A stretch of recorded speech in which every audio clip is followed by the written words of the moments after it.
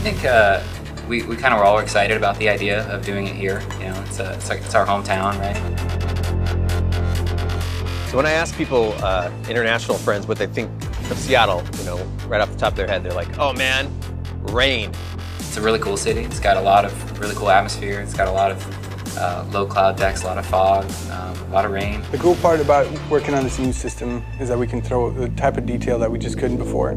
And say, hey, look, we want a bank of puddles here. We're just going to paint some blue verts in here. We can come in here and we can lower the puddle values. We can come in here with the tools, and I can start painting in these patches where I want, you know, destruction, fall off, and then kind of for the final awesome bits here, a lot of wetness and puddles just to kind of give it a rained-on feel, like we've kind of been here a while. If it's super wet time of day, you'll see streaks of wet coming down the sides of the building, and we can control that too.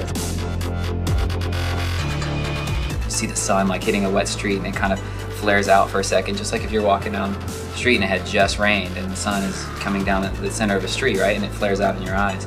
You want that.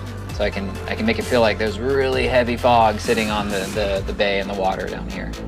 Which for me it's great because like maybe I want really low hanging fog and to be more clear as it goes up. It allows me to create some like really super interesting times of day. One of the features I'm most excited about is actually that share button, because we're, you know, of course going to use it for cool replays of all the fun physics stuff that happens. You know, you throw a smoke grenade at a tower, it collapses, it squishes like 4 guys, then they get mad, send out a helicopter, the helicopter's shooting at you, it's exploding all these cars.